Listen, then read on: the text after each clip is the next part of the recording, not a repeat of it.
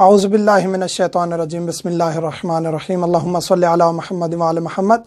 मोमिनीन कराम, आज हम ज़िक्र करेंगे कि क़ज़ा नमाज़ों को जल्दी अंजाम देना किस तरह मुमकिन है। हम तफसील बता चुके हैं कि किन पर क़ज़ा है, किन पर क़ज़ा नहीं है, क़ज़ा उम्र की हकीकत क्या है। ये तमाम चीज़ें हम एक दो वीडियोस में बता चुके हैं कि वालिदैन की किस तरह क़ज़ा पढ़नी है, अपनी किस तरह क़ज़ा पढ़नी है। ये तमाम चीज़ें बता चुके हैं। आज हम ज़िक्र करेंगे कि इख्तिसार के साथ और जल्दी पढ़ना मुमकिन है या नहीं है। बिल्कुल मुमकिन है, क़ज़ा नमाज़ों को जल्दी पढ़ा जा सकता है। पहली बात तो यहाँ अर्ज़ करता चलूँ कि इंसान कोताही ना करे, क्योंकि नमाज दीन का सतून है और नमाज ही अहमियत ज़्यादा है। और वो कबूल है तो बाकी अमाल कबूल हैं, वो कबूल नहीं है तो बाकी अमाल भी कबूल नहीं होंगे। ये रिवायात के लफ्ज़ हैं, ये अहले बैत के फरमान हैं, हमारी तरफ से कुछ भी नहीं है। इंसान नमाज को अहमियत दे, नमाज अहम है, उसके बाद बाकी चीज़ें हैं। तो अगर खुदा न खास्ता किसी भी वजह से कोताही हुई, बीमारी हुई, कुछ भी इंसान की नमाजें क़ज़ा हो गई, उनकी मिक़दार बहुत ज़्यादा है, तो उनको आया आप जल्दी अदा किया जा सकता है या नहीं किया जा सकता? बिल्कुल किया जा सकता है। पहली बात तो यह है कि फ़कत वाजिबात अदा करें। जो भी आपके ऊपर क़ज़ा नमाजें हैं उनमें आप वाजिबात अदा करें, मुस्तहब्बात को छोड़ते जाएं। मैं ज़िक्र करने जा रहा हूँ आगे कि वाजिबात कौन से हैं, मुस्तहब्बात कौन से हैं। अज़ान व इकामत की भी ज़रूरत नहीं है। आप अज़ान व इकामत नहीं भी कहेंगे, डायरेक्ट नमाज शुरू कर देंगे तो आप नमाज पढ़ सकते हैं। अज़ान व इकामत वाजिब नहीं है, मुस्तहब है। पढ़नी उसी तरह है जिस तरह वाजिब थी। ये कंसेप्ट बाज़ दफ़ा बनाया जाता है कि क़ज़ा नमाजें दो दो करके पढ़ी जाती हैं। नहीं, जिस तरह वाजिब थी, ज़ोहर 4, असर 4, मगरिब 3, इशा 4, फजर 2 रकत, उसी तरह पढ़नी है, बस नीयत में फ़र्क है। असर को ज़ोहर पर मुकद्दम नहीं कर सकते, इसी तरह इशा को मगरिब पर। तरतीब का सवाल बहुत ज़्यादा किया जाता है कि हम तरतीब किस तरह रखें क़ज़ा नमाज़ों की।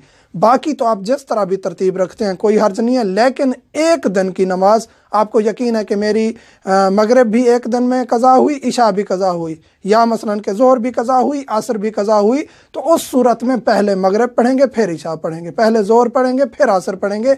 यानी ज़ोहर, असर और मगरिब, इशा, इनमें तरतीब ज़रूरी है। बाकी कोई तरतीब की ज़रूरत नहीं है। आप जिस तरह भी अंजाम देते हैं, आप क़ज़ा नमाज़ों को लिखते जाएं कि कितनी है और उनको हिसाब के साथ काटते जाएं कि इतनी पढ़ ली है और उसी तरह अंजाम दें। कितनी है अंदाज़ा करेंगे? ये सवाल बहुत ज़्यादा होता है, बहुत ज़्यादा होता है कि हमें नहीं मालूम कि कितनी क़ज़ा नमाज़ें। अगर नहीं मालूम तो उसको अंदाज़ा किया जा सकता है। किस तरह अंदाज़ा करेंगे?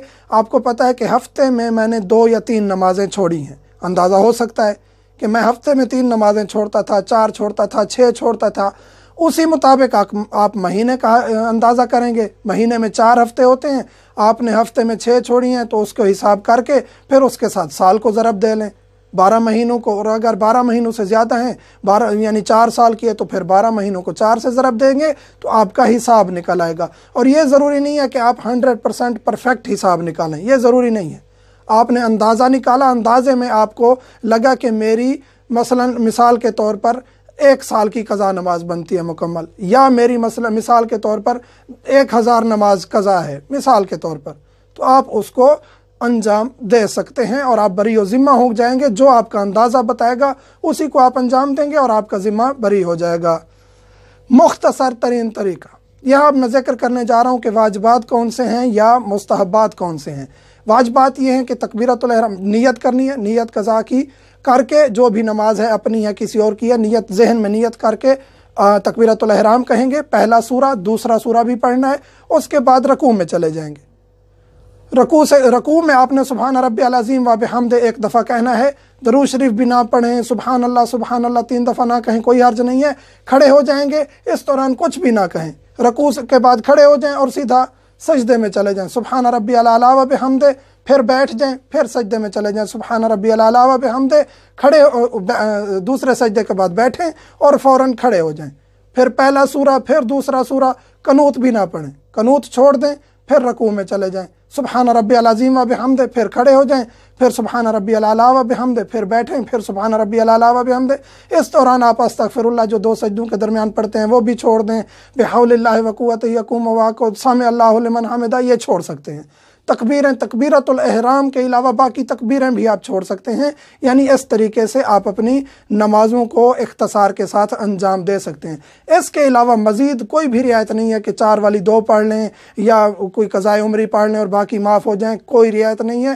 آپ نے اپنی زندگی میں اپنی قضا نمازیں پڑھنی ہے۔ آپ کی زندگی میں کوئی اور بھی آپ کی نمازیں نہیں پڑھ سکتا، آپ کے روزے نہیں رکھ سکتا۔ آپ نے اپنی نمازیں اور روزے خود انجام